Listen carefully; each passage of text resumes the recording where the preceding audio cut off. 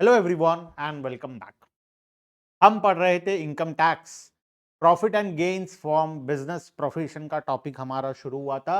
हम 5 heads of income पढ़ रहे थे। सैलरी कंप्लीट हो गया था, हाउस प्रॉपर्टी कंप्लीट हो गया था, हमारा अदर सोर्सेज कंप्लीट हो गया था, कैपिटल गेन कंप्लीट हो गया था। और पिछले क्लास में हम profit and gains of business profession शुरू किए। हम बात किए थे इसमें कौन कौन सा, अच्छा सबसे पहले तो हम उसमें डिस्कस किए बिजनेस क्या होता है, प्रोफेशन क्या होता है, एक इंपॉर्टेंट थ्योरी क्वेश्चन है एग्जाम के लिए। फिर किस किस प्रकार के इनकम पर टैक्स लगता है, कौन कौन सा इनकम ऐसा है जो कि तुम्हें लगेगा कि वो बिजनेस इनकम है लेकिन वो टैक्सेबल किसी और हेड के अंदर में होगा, या तो अदर सोर्सेस में होगा या तो हाउस प्रॉपर्टी में होगा, अलग हेड्स में टैक्सेबल होगा। ये सब के बारे में हम बात कर लिए। अब हम कैलकुलेशन करेंगे इनकम टैक्स का। हम कैलकुलेशन करेंगे इनकम का। इनकम का कैलकुलेशन कैसे होगा? पीजीबीपी के अंदर, profit and gains of business profession वाले टॉपिक में इनकम का कैलकुलेशन कैसे होगा, ठीक है। उसके लिए कुछ डिडक्शंस है। जैसे क्या होता है, नॉर्मली क्या होता है, ये तुम्हारा सेल्स है, रेवेन्यू जो होता है, सेल्स में से कोई भी प्रकार का रेवेन्यू आ गया। मान लियो मैं 1 करोड़ रुपए का सामान बेचा था, 1 करोड़ का सामान मैं साल भर में बेचा, ठीक है।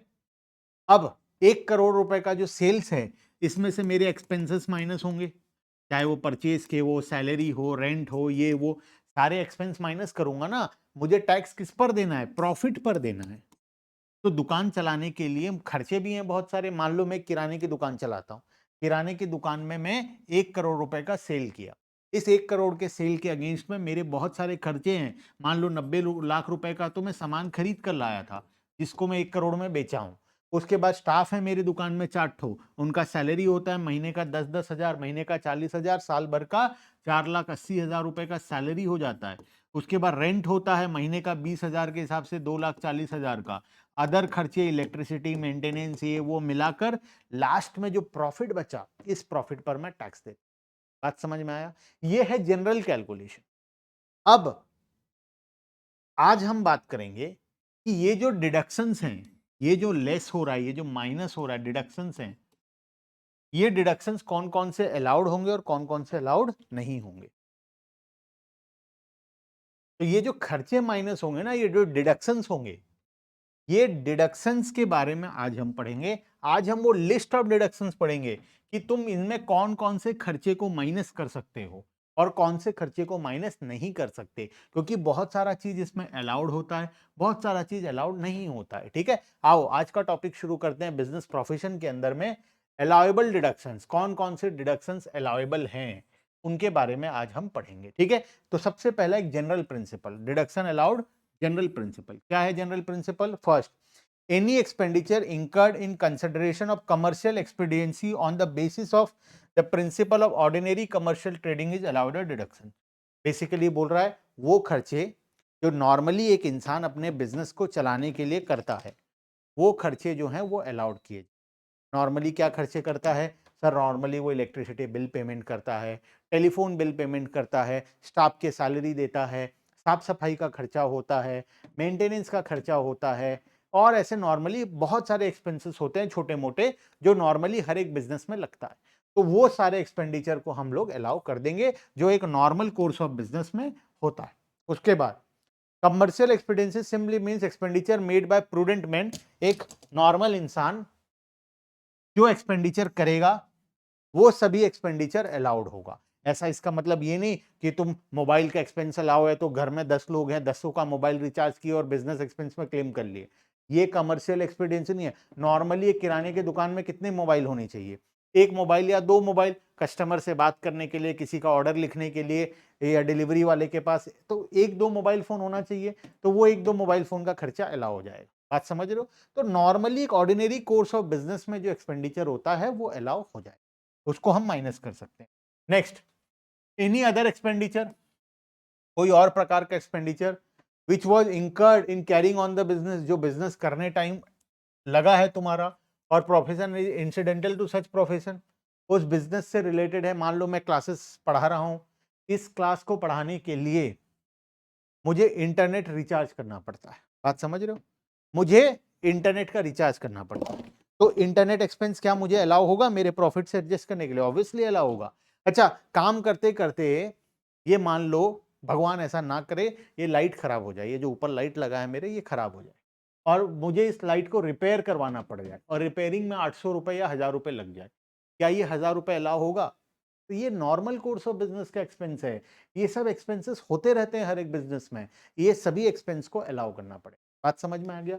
उसके बाद only those expense are allowed which are not prohibited or expressed or implied। अगर कोई expense specifically income tax act में लिखा गया है कि ये एक्सपेंस अलाउ नहीं होगा तो वो अलाउ नहीं होगा, बाकी सब कुछ अलाउड होगा। ठीक है। In case of new business, कोई अगर नया बिजनेस है तो जिस डेट में बिजनेस कमेंस हुआ है, डेट ऑफ स्टार्ट, इसके बाद के खर्चे अलाउड होंगे।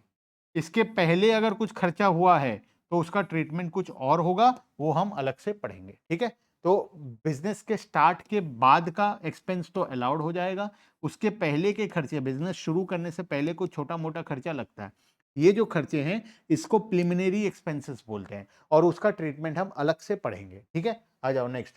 Only expense are allowed to be deducted while the loss of any type is not allowed without considering the nature. Expense जितना है अलाउ होगा, अगर कोई लॉस है तो वो लॉस का पहले नेचर चेक करेंगे कि वो कौन सा लॉस है। अगर वो लॉस अलाउड होगा तो करेंगे, अगर specifically tax income tax act में लिखा है कि ये लॉस अलाउ नहीं होगा तो उसको अलाउ नहीं करेंगे। ठीक है। कैपिटल एक्सपेंडिचर अगर कुछ है तो वो अलाउड नहीं होता है, वो प्रॉफिट एंड लॉस, प्रॉफिट से माइनस करने के लिए अलाउड नहीं होता है, वो अलग से हमारा कैपिटलाइज हो जाता है और उसके ऊपर हम डिप्रिसिएशन क्लेम करते हैं। ठीक है। चलो ये तो हो गया हमारा पॉइंट।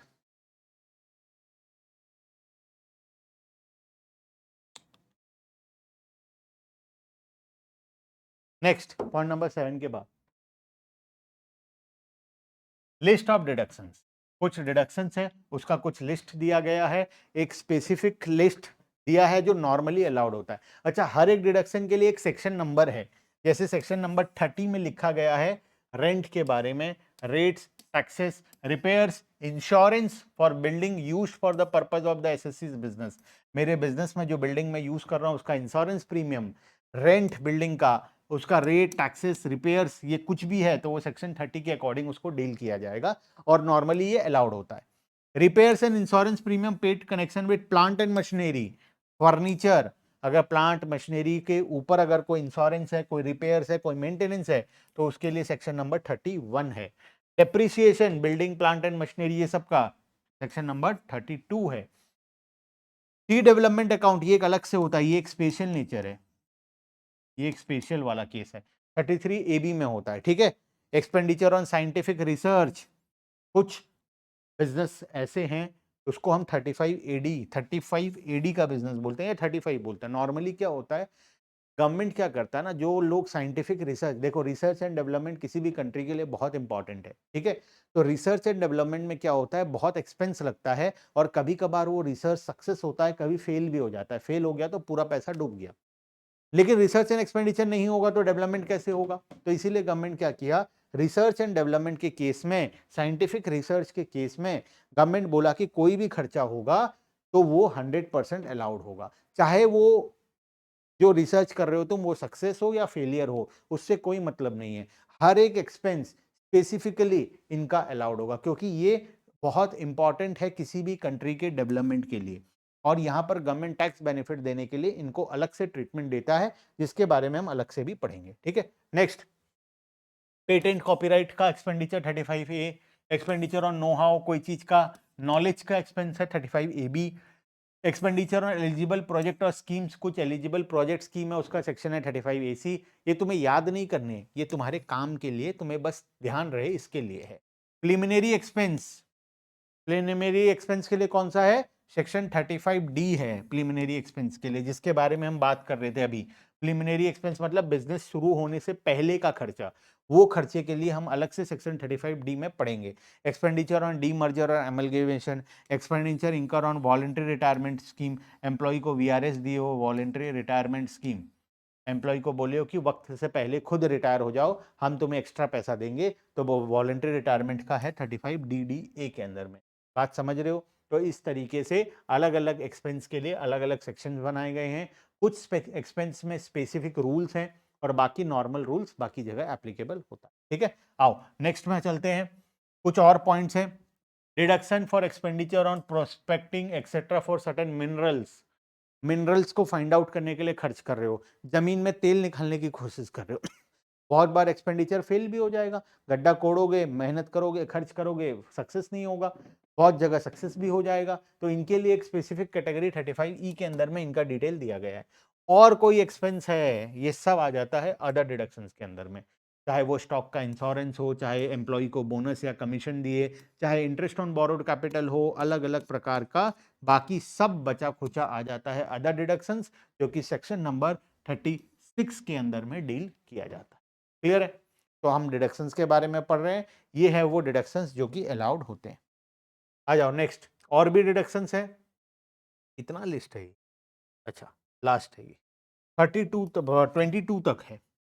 हालांकि इसके बाद भी है, मैं तुम्हें ये बता दूं, ये 22 में कंप्लीट नहीं होता, यहां पर 22 दिए गए हैं। तो ये रहे और डिडक्शंस, जिसके बारे में पढ़ लेना एक बार। जनरल डिडक्शंस है कोई और प्रकार का। Building partly use for business premise, आधा घर में यूज कर रहे हो, आधा बिल्डिंग अपने रहने के लिए यूज कर रहे हो, आधा दुकान के लिए यूज कर रहे हो।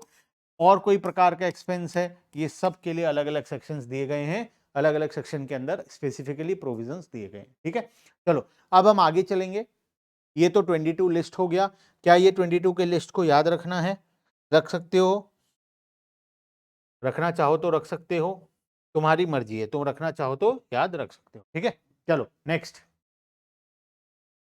एक्सप्रेसली एडमिसेबल डिडक्शंस अलग से जो दिए गए हैं, एक्सप्रेसली अलग से। पहला, सेक्शन 30 के अंदर rent, rate, taxes, repairs, insurance in case of building premise. तो कोई भी rent, rate, taxes, repairs, insurance building premise का होगा तो वो अलाउड होगा। A deduction is allowed regarding all these expenses for the building premises where SSC is carrying on his own business और profession. जब वो खुद के बिजनेस के लिए यूज कर रहा है या खुद के प्रोफेशन के लिए यूज कर रहा है तो सारे डिडक्शंस अलाउड होंगे। ठीक है, नेक्स्ट।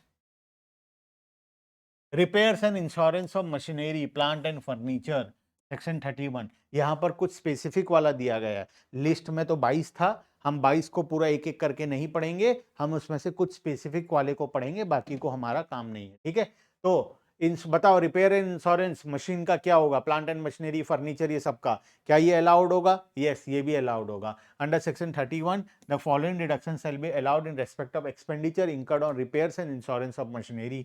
अगर मशीन का रिपेयर एंड इंश्योरेंस करवाओगे, प्लांट का, फर्नीचर का, तो वो अलाउड होगा। The amount paid on account of current repairs and the amount of for any premium paid, अगर कोई प्रीमियम पे किए हो इंश्योरेंस के लिए तो वो भी अलाउड होगा। ठीक है, next. Expenditure on scientific research सबसे important, one of the most important topic for your exam. यहां से theory question and practical question दोनों आते हैं एग्जाम। ठीक है, क्या बोलता है साइंटिफिक रिसर्च? अगर साइंटिफिक रिसर्च, देखो मैं इसके बारे में तुम्हें ओवरऑल बता देता हूं, ये बहुत इंपॉर्टेंट है। साइंटिफिक रिसर्च क्या होता है? हम कुछ नए आविष्कार करने के लिए एक्सपेंडिचर करते हैं। मान लो मेरा कोई बिजनेस है, ठीक है, मैं बिजनेस में मान लो मैं कोई टेक्नोलॉजी डेवलप करता हूं, मैं अलग अलग वैरायटी की एसी बना रहा हूं। मैं चाहता हूं एक ऐसा एसी बनाऊं जो कि एक छोटे से लाइट के जितना इलेक्ट्रिसिटी कंज्यूम करे। सोचो, मेरा नॉलेज, मैं अपना दिमाग लगाकर कोशिश कर रहा हूँ, एक रिसर्च कर रहा हूँ कि किस तरीके से कम इलेक्ट्रिसिटी में हम ज़्यादा से ज़्यादा एसी को चला पाएँ। बात समझ रहे हो? तो मैं ये रिसर्च करना चाहता हूँ, ये मैं खुद करना चाहता हूँ। तो मैं रिसर्च खुद से अगर कर रहा हूँ, on research carried on by the assessee himself, मैं खुद कर रहा हूँ, तो उस केस में मुझे फॉलोइंग डिडक्शंस अलाउड हो जाएंगे। मतलब मेरा जितना भी एक्सपेंडिचर होगा सब अलाउड हो जाएगा। और रिसर्च में स्पेसिफिकली रेवेन्यू एक्सपेंडिचर तो अलाउड होता ही है, कैपिटल भी अलाउड हो जाएगा। कैपिटल मतलब अगर मैं कोई एसेट खरीदा हूं रिसर्च करने के लिए, कोई मशीन खरीदा हूं, कंप्यूटर खरीदा हूं, वो सब भी डिडक्शंस में अलाउड हो जाएगा। वरना नॉर्मली बाकी बिजनेस में क्या होता है, कैपिटल एक्सपेंडिचर अलाउड नहीं होता है। कैपिटल एक्सपेंडिचर को हम बैलेंस शीट में ले जाते हैं और बैलेंस शीट से हम डेप्रिसिएशन चार्ज करते हैं, जितना साल तक वो एसेट को यूज करेंगे। लेकिन साइंटिफिक रिसर्च के केस में कैपिटल एक्सपेंडिचर पूरा डिडक्शन अलाउ हो जाता है। ठीक है, उसके बाद अगर मैं ये खुद नहीं कर रहा, मैं किसी को हायर किया हूं, या मैं कोई एक अलग ऑर्गेनाइजेशन है जो रिसर्च कर रहा है और मैं उसके रिसर्च को देखकर मैं चाहता हूं कि मैं भी कुछ अमाउंट कंट्रीब्यूट करूं ताकि रिसर्च अच्छे से हो पाए, तो मैं रिसर्च किसी और से करवा रहा हूं। On research carried on by outsider, अगर मैं किसी और से कर, मतलब मैं खाली पैसा दे रहा हूं, सामने वाला रिसर्च करेगा, सामने वाला टेक्नोलॉजी को डेवलप करेगा, उसके बाद हम बात करेंगे। Contribution to the approved research association, अगर कोई approved research association, university, college है, उनको अगर मैं पैसा दे रहा हूं तो वो डिडक्शन अलाउ हो जाएगा। Contribution to Indian company whose main objective is scientific research, कुछ कंपनीज हैं जिनका ऑब्जेक्टिव होता है साइंटिफिक रिसर्च एंड डेवलपमेंट, अगर मैं उनको पैसा दे रहा हूं तो वो भी एग्जेम्प्ट हो जाएगा। क्लियर है बात? कंडीशन है रिसर्च मे और may not be related to the business of the SSC, ये जो रिसर्च है वो मेरे बिजनेस से रिलेटेड हो सकता है, नहीं भी हो सकता है। यहां पर जो है ये must relate to the business of the SSC, अगर मैं खुद रिसर्च कर रहा हूं तो ये मेरे बिजनेस से रिलेटेड होना चाहिए, और अगर मैं खुद नहीं कर रहा हूं, किसी और से करवा रहा हूं, तो चाहे मैं अपने बिजनेस के लिए करूं या कोई और प्रकार की एक्टिविटी के लिए करूं, हर में अलाउड होता। क्लियर है बात? तो दोनों साइंटिफिक रिसर्च के केस में प्रोविजन है। इंपॉर्टेंट 8 मार्क का क्वेश्चन होता है एग्जाम में, पूरा टेबल बनाकर पूरा लिखकर आना है। ठीक है, चलो नेक्स्ट इलस्ट्रेशन 1। अब यहां पर हम एक क्वेश्चन करेंगे, क्वेश्चन में बताना है कि क्या होगा, साइंटिफिक रिसर्च का एक्सपेंडिचर अलाउड होगा या नहीं होगा। ठीक है, चलो first amount spend on acquisition. अच्छा देखो, यहां पर कुछ चीजें ऐसी होगी जो तुम बोलोगे सर आप क्वेश्चन करा रहे हो लेकिन आप पढ़ाई कभी है ना, ऐसा हो सकता, ये सोच कर चलो, ये एग्जाम्पल के थ्रू मैं तुम्हें पढ़ा रहा हूं, ये एग्जाम्पल मैं तुमको ये नहीं बोल रहा कि तुम सॉल्व करो, मैं ये तुमसे सॉल्व करवा रहा हूं ताकि इसमें कुछ नए नए चीजें दी गई है वो तुम्हें साथ साथ में समझ में आ जाए। ठीक है, तो इसमें बहुत सारी नए प्रकार के प्रोविजन है जो कि मैं अभी तक तुम्हें पढ़ाया नहीं हूं, या हम उसको नहीं पढ़ रहे, हम इस क्वेश्चन के माध्यम से ही उसे समझ लेंगे। सबसे पहला, amount spend on acquisition of land for setting up a research laboratory. Research laboratory बनाना चाहते हो, उसके लिए जमीन खरीदे 2 लाख रुपए, क्या ये 2 लाख रुपए एडमिसिबल होगा डिडक्शन में? लैंड के लिए कोई भी पैसा हो वो एडमिसिबल नहीं होता है, जमीन खरीदने के लिए पैसा अलाउड नहीं होता, जमीन का पैसा कैपिटलाइज ही होगा। Next, admission on construction of building, एक नया बिल्डिंग बना रहे हो जहां पर लेबोरेटरी बनाओगे रिसर्च करने के लिए, तो बिल्डिंग का एक्सपेंडिचर अलाउड हो जाता है। ठीक है, a limited company gives 80,000 to an approved national laboratory for carrying out research in an approved field of research, क्या होगा, अलाउड होगा? नहीं, यस सर, ये अलाउड हो जाएगा। ठीक है, this will also be allowed. उसके बाद next,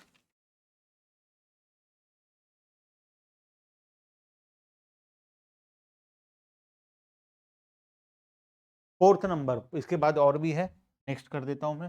fourth number, amount of salary paid to staff engaged in research, research में कुछ स्टाफ एंगेज्ड है उनका सैलरी। फर्स्ट 60,000 पे किया गया 1/4/2000, date of commencement of research, research was relating to एसएससीज ओन फील्ड ऑफ बिजनेस, क्या ये अलाउड होगा? यस सर, ये रेवेन्यू एक्सपेंडिचर है, खुद रिसर्च कर रहे हैं, अपने स्टाफ को सैलरी दे रहे हैं, revenue expenditure allowed. 42,000 paid to salary to staff engage in such research during 2023-24, क्या होगा, ये अलाउड होगा या नहीं? ये भी अलाउड होगा। ठीक है, चलो नेक्स्ट। अच्छा, बिफोर, सॉरी सॉरी, ये बिफोर है, बिफोर है मतलब काम शुरू होने से पहले का पैसा है 60,000, और ये काम शुरू होने के बाद का है, तो ये तो पूरा अलाउड होगा। तो याद करो, बिजनेस शुरू होने से पहले के पैसे को क्या करते थे? प्रिलिमिनरी एक्सपेंस, लेकिन रिसर्च के केस में प्रिलिमिनरी एक्सपेंस पूरा अलाउड होता है, नॉर्मली अलाउड नहीं है प्रिलिमिनरी एक्सपेंस, खाली साइंटिफिक रिसर्च में प्रिलिमिनरी एक्सपेंस अलाउड है। ठीक है, next, a computer costing 1,60,000 was purchased with the object of using it for research, but on the acquisition it was found that it can't be used for research, nevertheless it was installed in the business office, office में install कर दिया गया, क्या करें? ये खरीदा तो गया था रिसर्च में यूज करने के लिए, लेकिन वहां यूज, अगर एक्चुअल में एसेट यूज नहीं हुआ तो डिडक्शन भी नहीं मिलेगा। बात समझ में आया? अगर रिसर्च में यूज नहीं हुआ तो डिडक्शन नहीं मिलेगा, बिजनेस में यूज हुआ है, ठीक है, तुम कैपिटलाइज करके डेप्रिसिएशन क्लेम करो, लेकिन 1,60,000 का पूरा डिडक्शन तुम क्लेम नहीं कर सकते। Point number 6, Mr. X gave 60,000 to University of Bangalore for carrying out research in an approved field of research and it is not related to SSC's business, तो SSC के बिजनेस से related नहीं है, लेकिन याद करो सेकंड केस में जब हम किसी और को पैसा देते हैं तो चाहे रिलेटेड हो या ना हो दोनों में अलाउड होता है, तो ये अलाउड हो जाएगा। Mister X also gave 40,000 to Punjab university of Chandigarh for research in the field of eradication of malaria in the state of Punjab, क्या होगा बताओ? ये क्या साइंटिफिक रिसर्च है? ये भी एक प्रकार का रिसर्च ही है, तो रिसर्च एक्टिविटी है, रिसर्च एक्टिविटी में ये भी अलाउड होगा। तो बेसिकली ये दोनों भी अलाउड है। तो नया क्या सीखे, नया सीखे प्रिलिमिनरी एक्सपेंस के बारे में। प्रिलिमिनरी एक्सपेंस नॉर्मली अलाउड नहीं होता है किसी बिजनेस में, खाली साइंटिफिक रिसर्च के बिजनेस में अलाउड हो जाता है। और एक क्या सीखे हम लोग, जमीन का पैसा कभी भी अलाउ नहीं होता है, बिल्डिंग हो, कोई भी प्लांट मशीनरी हो, कुछ भी हो, वो अलाउड हो जाता है। ठीक है, चलो यहां पर सॉल्यूशन दिया है। सॉल्यूशन के बाद हम आगे चलते हैं एक नेक्स्ट टॉपिक में, carrying forward and set of capital expenditure on scientific research. अगर साइंटिफिक रिसर्च किया, मान लो एक एग्जांपल देता हूं, मैं 10 लाख का एसेट्स खरीदा था, 10 लाख का मशीन खरीदा था, ठीक है, क्या करने के लिए, साइंटिफिक रिसर्च करने के लिए। ड्यूरिंग द ईयर मेरा रेवेन्यू हुआ 8 लाख रुपए। बताओ, 8 लाख का रेवेन्यू है, खर्चा 10 लाख का है, तो क्या 10 लाख का एक्सपेंस इससे एडजस्ट हो पाएगा? नहीं हो पाएगा। कितना एडजस्ट होगा? 8 लाख एडजस्ट होगा। बैलेंस 2 लाख रुपए का लॉस रह जाएगा। ये लॉस को क्या करेंगे? ये लॉस को नॉर्मली कैरी फॉरवर्ड करते हैं, वही कैरी फॉरवर्ड करेंगे। आगे जाकर तुम कैरी फॉरवर्ड का प्रोविजन सीखोगे, यूनिट 3 में एग्रीगेशन ऑफ इनकम है, उसके बाद सेटअप एंड कैरी फॉरवर्ड का टॉपिक है। तो ये 2 लाख को हम क्या करेंगे? कैरी फॉरवर्ड कर देंगे। नेक्स्ट ईयर में अगर प्रॉफिट हुआ तो उस प्रॉफिट में से 2 लाख माइनस हो जाए। इस बार का एक्स्ट्रा लॉस नेक्स्ट ईयर के प्रॉफिट में वो एडजस्ट हो जाएगा। क्लियर है? बात समझ में आया? तो इस लॉस को हम क्या करेंगे? कैरी फॉरवर्ड करेंगे, फ्यूचर के प्रॉफिट के साथ एडजस्ट करेंगे। अगर इस बार का कोई लॉस बच गया है, एक्स्ट्रा लॉस हो गया हमें सब एक्सपेंस माइनस करने के बाद, तो इसे हम क्या कर देंगे? कैरी फॉरवर्ड कर देंगे। ठीक है, चलें next. Yes sir. Reduction in respect of capital expenditure incurred on setting up of a specified business. 35 AD के बिजनेस में क्या कैपिटल एक्सपेंस का रिडक्शन मिलेगा, आज के लिए हमारा topic. A new reduction under section 35 AD was introduced to provide investment linked tax incentive to those SSC who set up a new business unit in certain specified areas or field। देखो 35 AD के अंदर में क्या होता है, 35 में तो research है, 35 एडी एक स्पेशल कैटेगरी ऑफ बिजनेस है। ये स्पेशल कैटेगरी में क्या होता है, कुछ पर्टिकुलर कैटेगरी ऑफ बिजनेस में ये गवर्नमेंट मानता है कि ये इकोनॉमी के लिए बहुत स्पेशल है, मतलब इंपॉर्टेंट है। क्यों इंपॉर्टेंट है? क्योंकि इसका डेवलपमेंट किसी भी कंट्री में, किसी भी सोसाइटी में बहुत इंपॉर्टेंट माना जाए। तो इन बिजनेस को अलग से 35 एडी के अंदर में कुछ एक्स्ट्रा डिडक्शंस मिलते हैं। नॉर्मली हर बिजनेस को नहीं मिलता, यहां पर कुछ बिजनेस स्पेसिफाइड है, इन बिजनेस को ही ये एक्स्ट्रा डिडक्शन मिलता है। एक्स्ट्रा डिडक्शन वो भी किस चीज का? कैपिटल एक्सपेंडिचर का। नॉर्मली रेवेन्यू एक्सपेंडिचर का डिडक्शन सभी को मिलता है, रेवेन्यू एक्सपेंडिचर मतलब डे टू डे खर्चा, लेकिन कैपिटल एक्सपेंडिचर का डिडक्शन कुछ स्पेसिफिक लोगों को ही मिलता है। कौन है वो स्पेसिफिक लोग? ये सारे बिजनेस वाले। कैपिटल एक्सपेंडिचर मतलब मैं कोई बिल्डिंग बनाया, तो बिल्डिंग बनाने का जो खर्चा है वो तो बैलेंस शीट में एसेट में आता है ना। मैं कोई कंप्यूटर खरीदा, कंप्यूटर एक एसेट है, वो बैलेंस शीट में आता है, इसका डिडक्शन नहीं मिलता। इस केस में डेप्रिसिएशन मिलता है। बात समझ रहे हो? डिडक्शन नहीं मिलता। तो डिडक्शन कुछ स्पेसिफिक केस में मिलता है। 35 एडी के बिजनेस में कैपिटल एक्सपेंडिचर के ऊपर भी हम डिडक्शन क्लेम कर सकते हैं। कौन सा है वो बिजनेस? पूरा लिस्ट है, याद रखना। Setting up in specified business. क्या है स्पेसिफाइड बिजनेस के अंदर? Unit of specified business should be new one, एक नया बिजनेस होना चाहिए। Books of the assessee are audited, books of accounts में ऑडिट कराना पड़ेगा। फॉलोइंग बिजनेस, देखो लिस्ट आ गया अब। Setting up and operating a cold chain facility, economy के लिए बहुत इंपॉर्टेंट है cold storage, cold chain facility. Warehousing facility for agriculture goods, India में बहुत शॉर्टेज है एग्रीकल्चर गुड्स के लिए, वेयरहाउस, बड़ा बड़ा godown. Laying and operating across country natural gas and crude और पेट्रोलियम ऑयल पाइपलाइन, अगर कोई पाइपलाइन चला रहे हो तुम, natural gas, oil, crude oil का पाइपलाइन चला रहे हो, तो पाइपलाइन के केस में पूरा डिडक्शन मिल जाएगा। Building and operating a hotel of 2 star and above, India में 2 स्टार एंड अबव होटल का कैटेगरी में बहुत दिक्कत है, तो 2 स्टार से ऊपर का कैटेगरी का होटल है तो डिडक्शन मिल जाएगा। Building and operating A hospital, नया हॉस्पिटल बना रहे हो, मिनिमम 100 बेड्स होना चाहिए, तो उस केस में रिडक्शन मिल जाएगा। बात समझ रहे हो? तो ये स्पेसिफाइड बिजनेसेस हैं। यहाँ पर कुछ लिस्ट और हैं, कोई स्लम को डेवलप कर रहे हो, कोई एफोर्डेबल हाउसिंग में बना रहे हो, प्रोडक्शन कर रहे हो फर्टिलाइजर का, फर्टिलाइजर का शॉर्टेज है, कंटेनर बना रहे हो, कोई हनी बी का बी कीपिंग कर रहे हो, हनी बी से काम कर रहे हो, शुगर बना रहे हो, वेयर हाउसिंग कर रहे हो शुगर का, और बात करें तो स्लरी पाइपलाइन है, सेमीकंडक्टर बना रहे हो, operating and developing operating infrastructure facility, कोई इंफ्रास्ट्रक्चर फैसिलिटी, मतलब यहाँ पर देखो कितने सारे लिस्ट हैं, 14 ठो लिस्ट दिया गया है। ये 14 बिजनेस में से अगर कोई बिजनेस कर रहे हो तो उसमें revenue expenditure plus capital expenditure दोनों अलाउड होगा। ये लिस्ट को याद रखना है, ये 14 लिस्ट को याद रखना है। बात समझ में आया? ये 14 लिस्ट अगर याद होगा तभी काम। इसमें कुछ कंडीशन है, ये 3, ये स्पेसिफाइड बिजनेस मतलब आउट ऑफ 14 कोई बिजनेस होना चाहिए, नया बिजनेस होना चाहिए, सेकंड हैंड पुराना बिजनेस को टेक ओवर कर रहे हो नहीं मिलेगा, और बुक्स ऑफ अकाउंट्स को ऑडिट कराना पड़ेगा। अगर तुम ये सारे कंडीशंस को सेटिस्फाई करते हो तो उस केस में तुम्हें पूरा डिडक्शन मिल। क्लियर है बात? ठीक है, तो आज के लिए हम यहीं पर स्टॉप करते हैं, बाकी का discussion next class. Bye bye everyone and thank you.